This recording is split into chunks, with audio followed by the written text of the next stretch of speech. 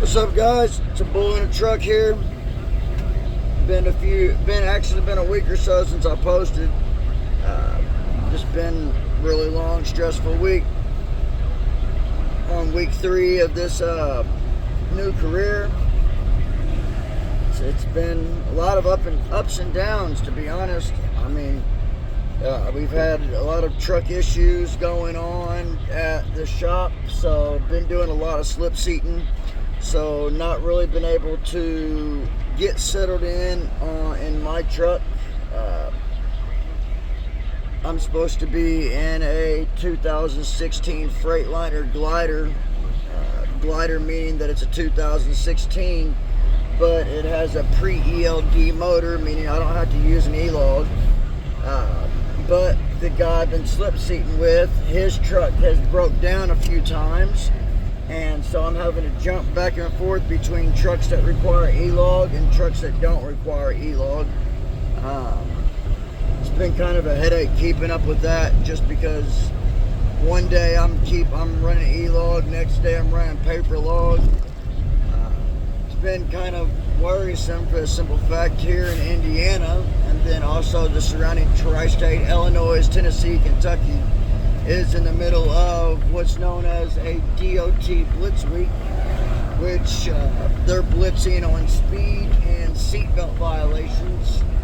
So it's kind of worrisome that, I'm going to get pulled over and I'm going to have to show them, e-log and paper log, and just kind of a headache.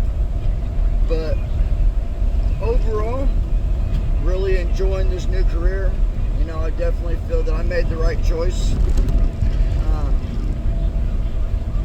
So I'm gonna feel like I'm hearing an air leak, but I guess that's just the truck. So today I'm gonna talk to you guys about e-logs and paper logs. From what I'm finding out so far on everything, been a big headache, honestly. Me myself personally, I would rather run a paper log. It's just a little easier in my opinion. A lot of people will say that an e-log is easier just because all you got to do is hit a few buttons and it does it all for you. And that is true. That is absolutely true. It does pretty much do everything for you. But the biggest thing is there's just a lot of weird things that happens with that e-log. Gain time, add time, pull up at a dock and forget to go off to go to off duty, and next thing you know, you burnt an hour of your drive time just because you forgot to go off duty. Silly things like I've done a few times now is going off and forgetting to go completely off duty at night, and then next thing I know, the next morning I go to work and I'm in violation, meaning that I'm not supposed to be on the road because I'm over my drive time. And some companies will fix that for you. Some companies will tell you, hey, log out and just drive away. And then you're stuck making the hard choice of, are you going to log out and drive, and if you risk getting pulled over? Because if you get pulled over and that e-log says that you're in violation, well, that's an automatic ticket. Even if that violation was, let me roll my windows. Even if that violation was, say, 4 days ago. If you drove in violation 4 days ago and you get pulled over today, that DOT officer can still give you a ticket.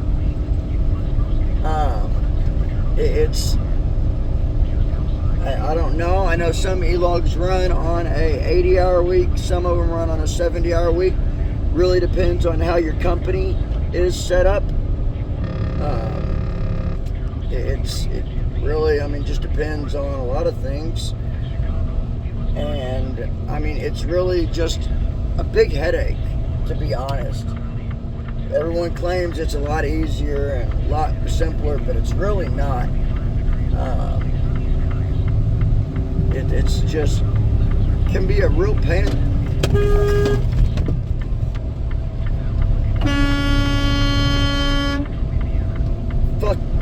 Sorry, freaking idiot, not paying attention, just pulled into my lane, almost got rear-ended, or he almost got rear-ended. I mean, it's things like that you gotta watch out for. Luckily, I do have an onboard camera that faces frontwards and shows, you know, that I wouldn't have been at risk at all. Of course, she's on her phone.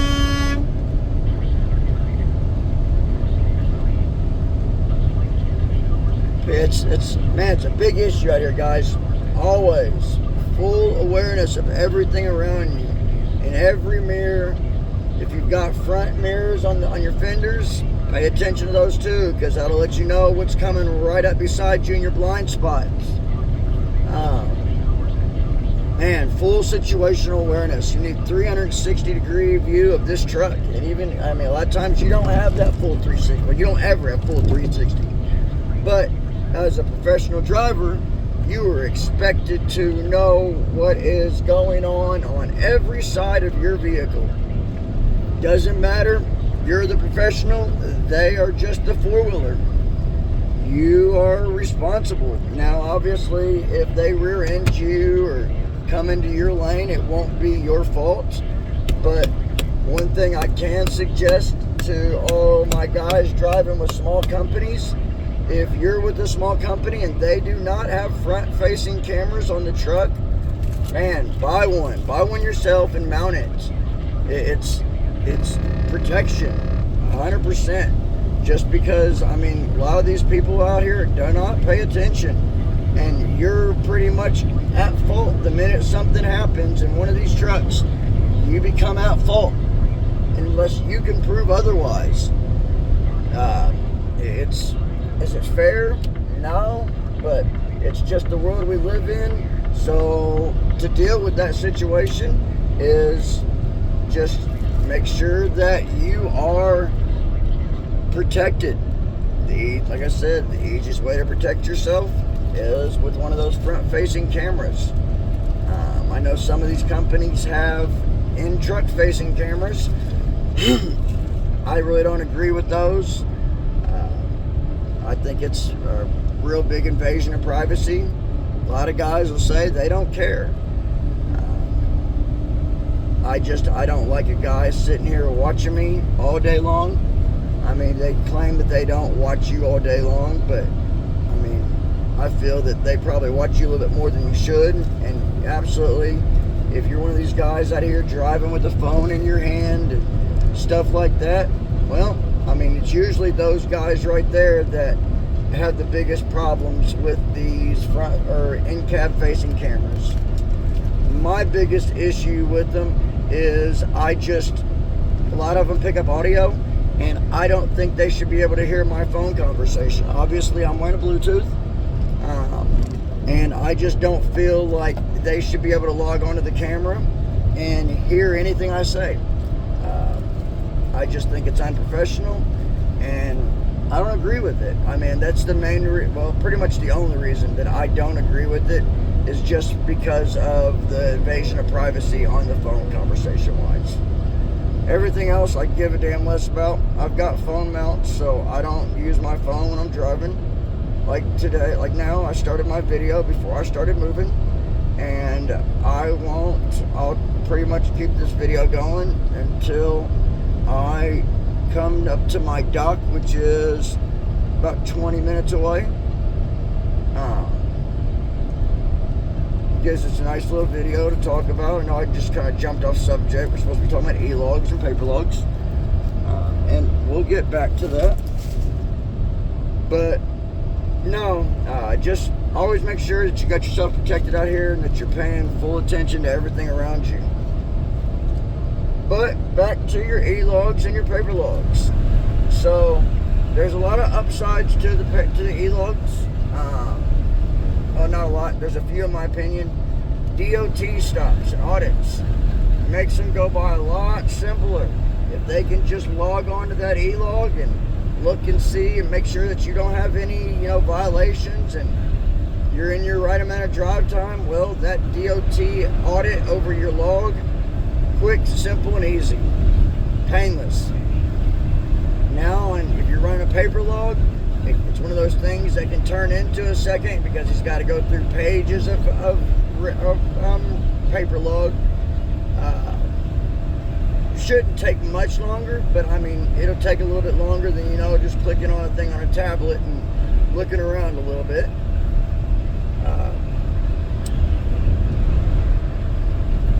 So, I mean, me myself, personally, I prefer a paper log. It allows me to, if I forget to, say I pull up to a dock and I've got a rough back end, a hard back end, and I forget to go off duty or something, it won't hurt me, because on my paper log, I won't start filling out my paper log until I've came to a complete stop, I'm in my dock, and I'm sitting there waiting to be unloaded. I do have a few drop hooks, but most of my loads are live loads.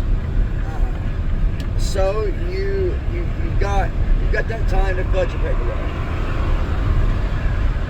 Another issue with the elogs I hate is battery runs dead on those things super quick.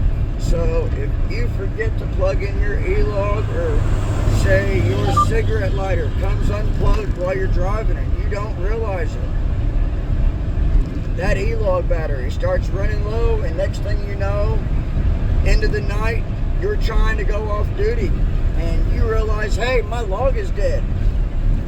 Well, now you've got a problem.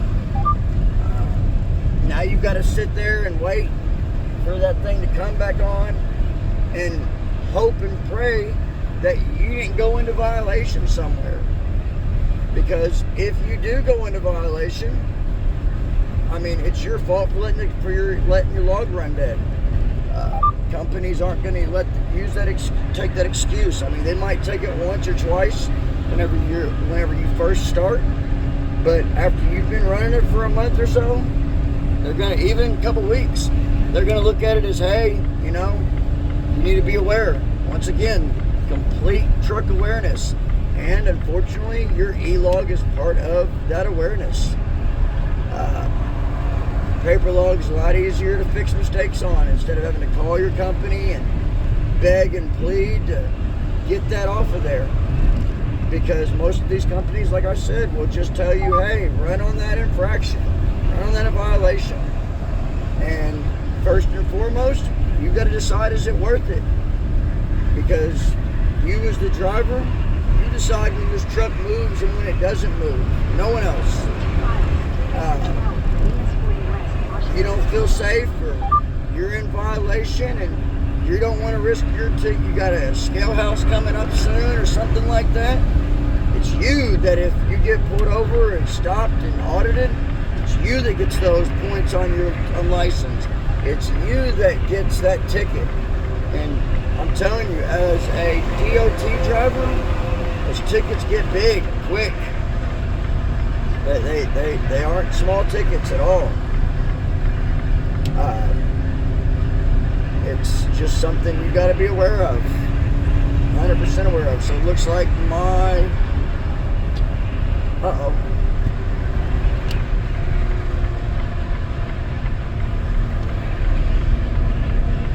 come on, let me over, people.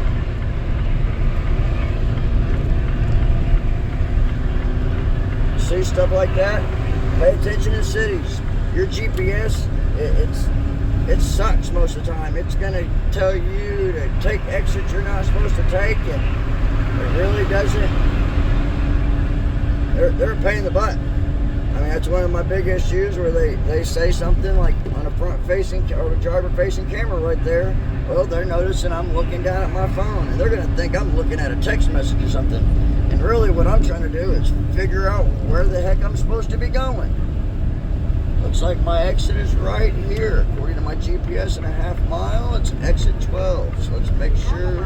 Take exit 12 for US 40 West, Washington Street. Yep, half mile. So I am in Indianapolis, Indiana today. Just dropped off some plastic bottles for Heartland Food Group. Look like little milk bottles you get in a gas station. Take exit 12. Pretty easy run from Evansville to Indy. Left at about 3 o'clock this morning. Well, got to the shop at about 3 o'clock. Got my pre-trip and everything done. Jumped on the road at about 3:30. Made it in like a little under 3.5 hours.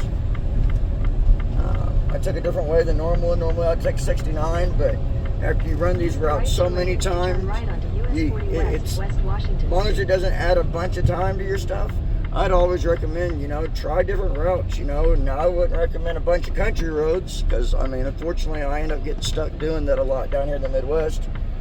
But, it keeps the drive interesting. You don't get boring. It just keeps you on your toes. Plus, as a rookie driver, some of these roads that you go on, they're going to be tight and small, so it makes you a better driver. There's a few routes whenever I go to like Perryville, Illinois, or Missouri and stuff, where there's one route that is really flat, just interstate the whole way. Well, there's another route, it's a bunch of hills, and it allows me to work on my downshifting and upshifting in my manual. Once again, like I said, making me a better driver. Definitely, it's one of the big things is you want to be the best driver you possibly can. And the only way to become that best driver is to take yourself out of your comfort zone. Once you start getting comfortable in this truck and thinking that you're, I hate using this word, a super trucker, but you know it all, that's when you start making mistakes. It happens. Everybody does it. It's part of the industry. But so as long as you're not going to run out of hours, or you're not going to add a bunch of hours onto your time, and it's going to keep you pretty much, if it's going to have you showing up 10 or 15, 20 minutes later, and you're still inside your drop-off window, man, take that back road route.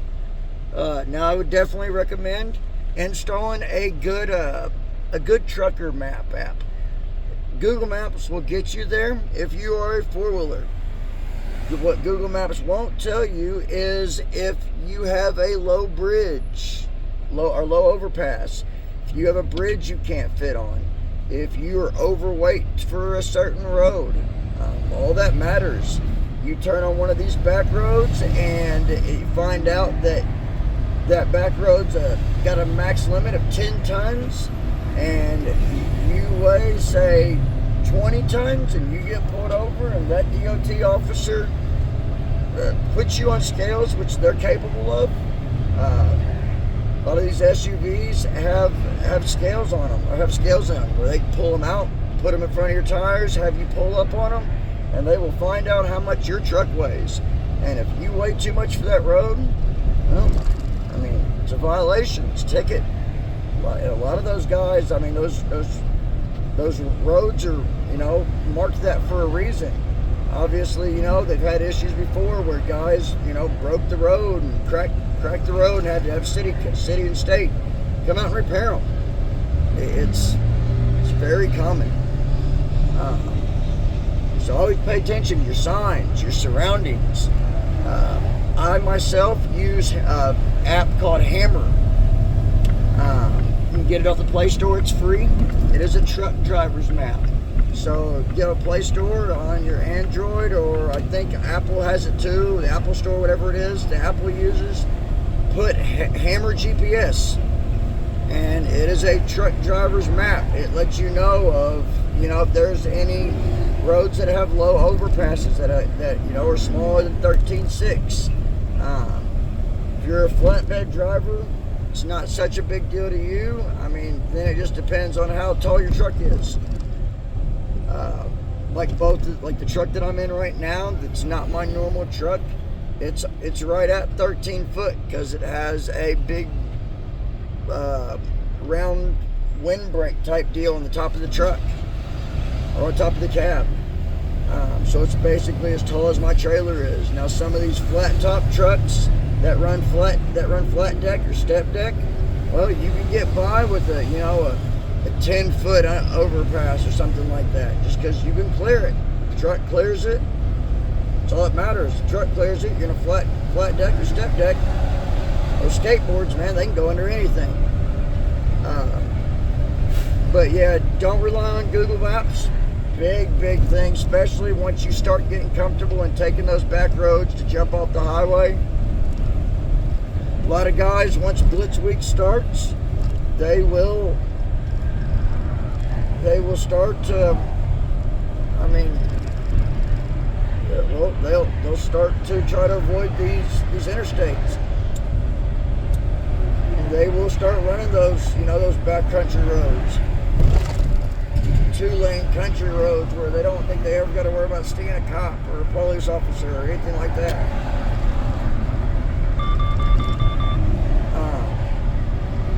But yeah, just pay attention. Be mindful of your surroundings. But man, I really don't have a lot more to say on today's stuff. I might jump back on here later on the way home. I'm about to be pulling up to my dock.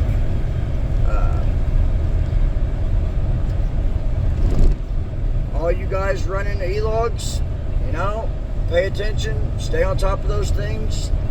All my guys running paper logs. I know you hear these old schoolers talking about running 2 and 3 logs and the tricks about getting around hours and you can run 16 hours this way or 14 hours if you do it this way and stuff like that. Always remember, it's 2023, not 1993. There's guys and ways around to still run that type of stuff. But if you're willing to put your license at risk, go for it, man. Get that money. I don't hate on anybody how they get paid. They're willing to take that risk, shoot, more power to them. Absolutely at all. I don't take that risk. I run my paper logs just like I'm supposed to. I run my hours just like I'm supposed to. I don't risk anything. But that's just my choice. Not everyone thinks like me or chooses to do it the same way I do. We're all different. We all got different goals out here and ambitions. So run it the best way you think of. The best way that works the best for you and the company that you're working for. But guys, I hope this has been informative to you. There are a few things about the elogs that I just don't know about, so I really choose not to speak on, just because I don't run them, like personal conveyance and things like that. I don't know how that stuff works. There's guys that tell me that you can get extra time out of it and stuff like that. I don't know how it works, so I can't speak on it. So I'll leave that up to you guys and your company and trainers to teach you how to deal with that and figure that out. But you guys have a great day. It's a bull in a truck out here.